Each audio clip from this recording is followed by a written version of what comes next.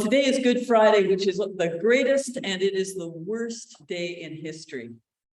And ironically, for those who know something about the Jewish calendar, they tell me that Jesus did not die on a Friday, but probably on the Thursday of that week.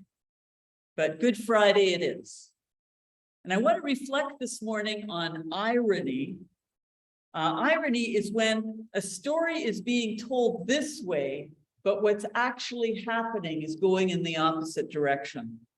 Irony is like when someone makes themselves sick worrying about their health, or when the police station gets robbed, or a fire station burns down, or when you expect one outcome and you get something completely different. Like a few years ago, the University of British Columbia had been staging annual snowball fights, and then it was canceled on account of snow. Lower BC people. So how is it we call today Good Friday when really we're remembering something that is very, very bad, which is the betrayal and death of Jesus Christ? How is it that the Gospels tell us that Jesus is the King above kings, the King above King Herod, the Lord above Lord Caesar? But when the soldiers get hold of him, they strip him naked, they put a robe on him and a reed in his hand and a crown of thorns on his head to make him bleed, and they were mocking him. You're the king. Yeah, sure, you're the king. And how could the religious authorities who stand for God's justice hand him over to the Romans so that they could guarantee that an injustice would be done as they convicted a man that they knew was innocent? And if Jesus was king, is the king, a king could expect to have the most prominent place in the room, a raised chair above other chairs, or to stand above the crowd at a balcony. And Jesus was raised above other people on Good Friday. He was raised up on a hill and raised up further on a cross. And how could the authorities accuse Jesus of wanting to tear down the temple where the presence of God lived? But standing in front of them was the man who was the presence of the living God. And so Pilate declares him innocent, hands him over for execution.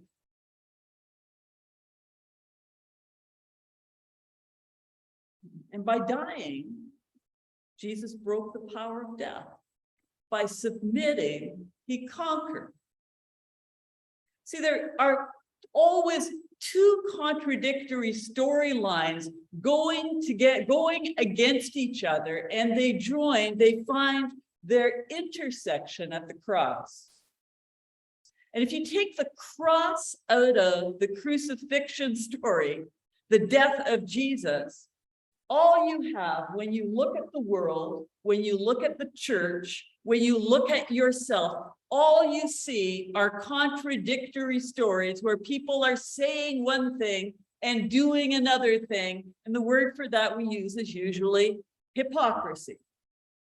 And I get a little amused when people talk about all those hypocrites in the church, because I'm thinking, I'll bet you're one too. And if you're calling other people something, then that would make you, I don't say that out loud. But you know how it is. You say, you really believe, you want to follow this Jesus. I want to be like this, but instead I end up being like that. So we can't do this.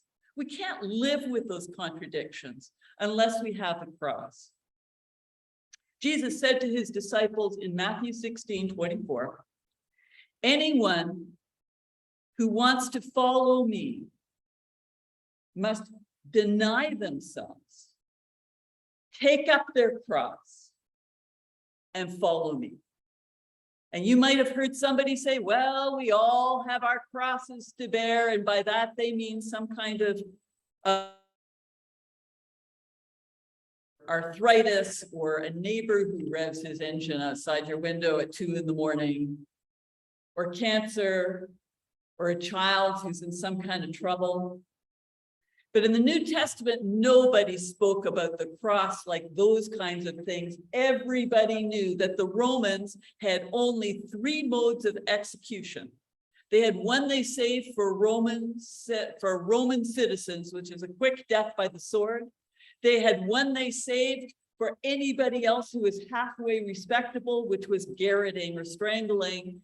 And the one death that they saved for criminals and slaves who they not only wanted to execute, but publicly humiliate as an example for others, was crucifixion. It was absolutely illegal to crucify a Roman citizen because they were hung up naked, nailed or tied to a cross, and that isn't what killed them. What killed them is the weight on their feet hurt to lean on. But if they leaned on their arms, their body would collapse and they weren't able to take air into their lungs unless they pushed themselves up on their feet. And if a person was strong enough, they would suffocate. Sometimes it took 2 or 3 days to die, which is why the other criminals had their legs broken so they could no longer push themselves up, and they would die immediately. Probably Jesus died in a matter of hours because he had already lost so much blood from the beatings. But in the New Testament, nobody spoke about the cross as if it was some little thing or some big thing that was causing you suffering. They knew that when Jesus said, whoever takes up that must follow me, must take up their cross and follow me, meant that if you would be carrying a cross, it meant that you could be put out in shame to die. So listen, God for a better life. Why would you turn to God for a better life if the message is, if you don't take up your cross, you can't be my disciple? What kind of life is that? What kind of leader would you follow who asked you that kind of thing? We'll get to that. But first, there's a third irony, and that is the name Jesus. In Greek, it's Jesus. In Hebrew, it's Joshua. The name means God saves. Who can call this man a savior hanging from the cross when he clearly would not even save himself or did not save himself? Hanging under a sign that mocked him. You've seen in pictures of the crucifixion a sign that says INRI, INRI. It stands for Jesus Nazareti Rex Judorum, Jesus Christ, King of the Jews. Written by people who thought clearly he was anything but a king. So one more irony. Jesus, the ultimate icon of faith, crying out in despair in his last breaths, my God, why have you forsaken me? And it's clearly nonsense, the contradictions. How could anybody be a Christian listening to those contradictions? Because one time, some Sadducees who were trying to trip Jesus up by asking him a question full of contradictions, they asked, the Sadducees did not believe in any life after death, and they wanted to trap Jesus in a mistake. They said, Jesus, teacher, we know you're wise. There was a woman who was married to a man. He died. She married his brother. He died. She married another brother. He died. 7 brothers. In eternity, whose wife is she going to be? As in, work your way out of this one, Jesus. And Jesus answered, the only reason you are even asking this question is because you do not know the scriptures or the power of God. See, Good Friday is a contraction or a mispronunciation of Old English God's Friday, because he owned the day. And Jesus, who is the only truly innocent man who ever lived, if there's anyone here over the age of 6 months who has never broken a single one of even the 10 commandments, I would like to meet you after church, because you would only be the second person in history.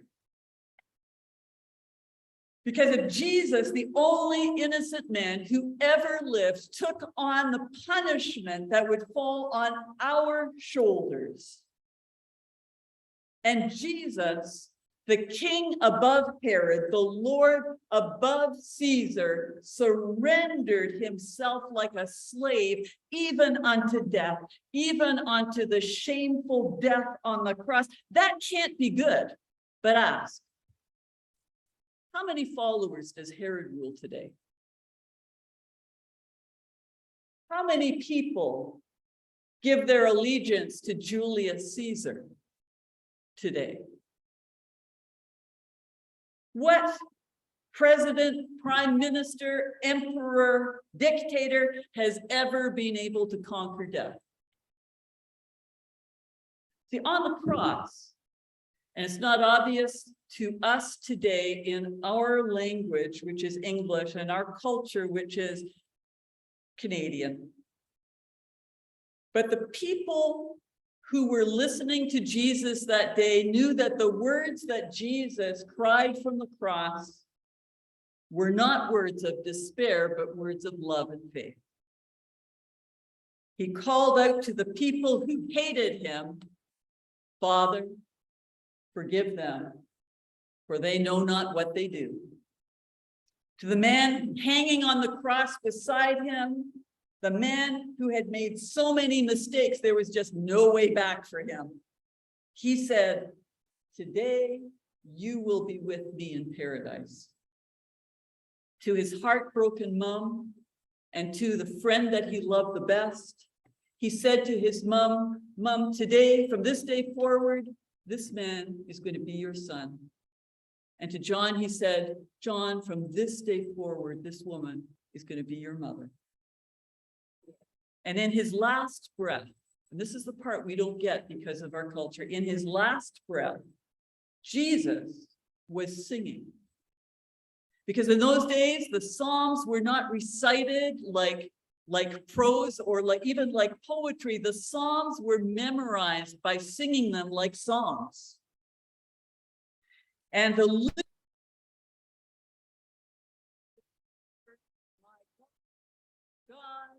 why have you forsaken me? I'm not going to attempt to sing those.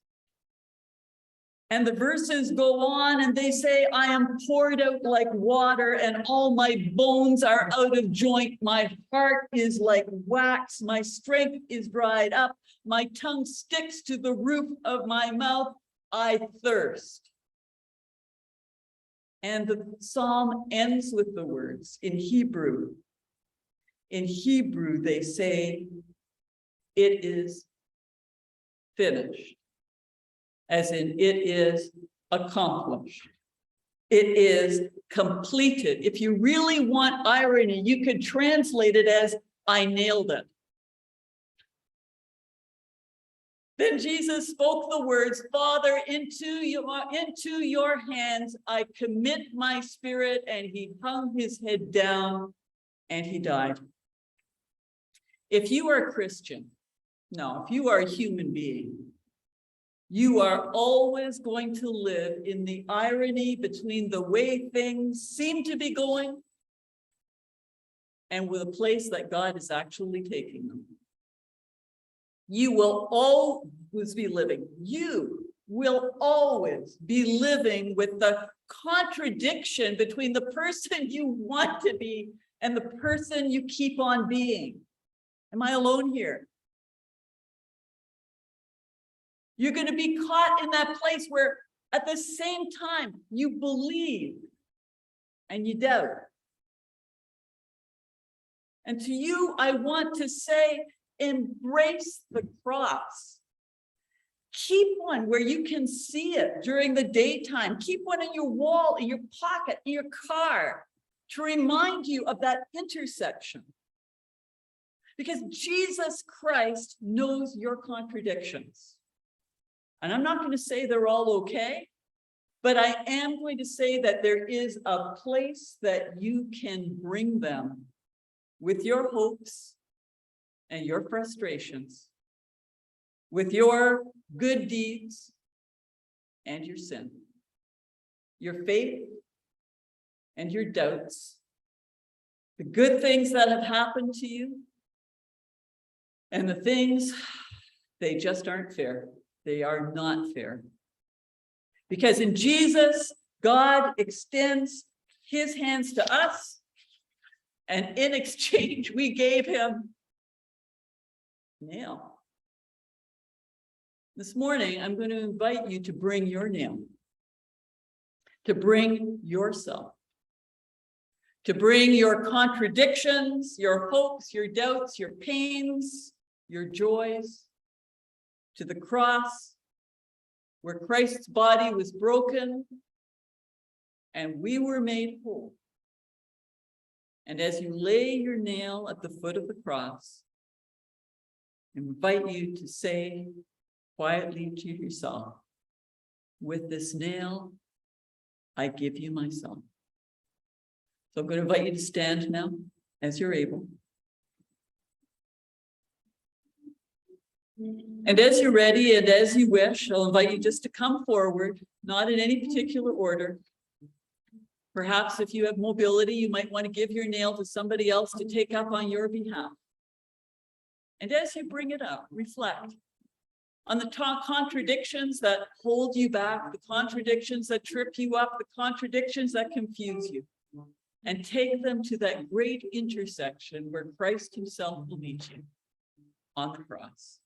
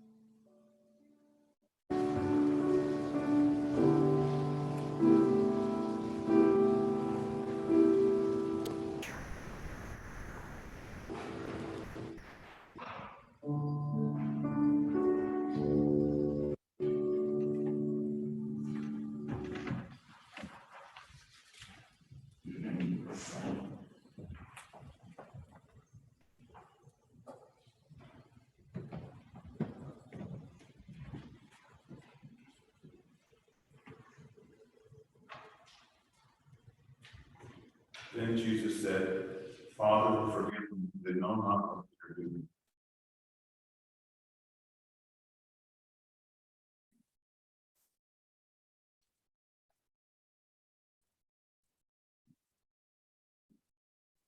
Lord Jesus, you gave your life for us. That you might come all.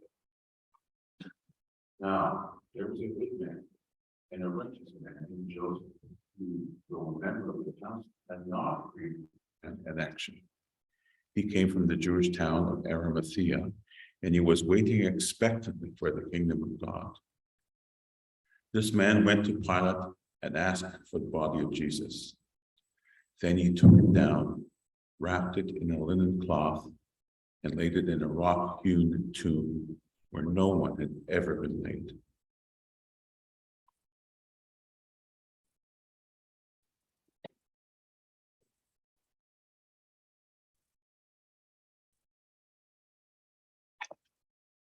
It was a long, dark, dreary weekend following the cross, where there was no sign of good, no sign of life, no sign of hope. Their master was gone. Until early in the morning, when women weeping went to the tomb, but that is a story we will not tell today. After the blessing, we're going to invite you to leave the sanctuary, leave this room in silence. You can visit out in the hall. But in reflection, that when something happens that is too horrible for imagination, beyond belief, and in our imaginations, even beyond God, in those silent times, God is still there. Please stand for the blessing.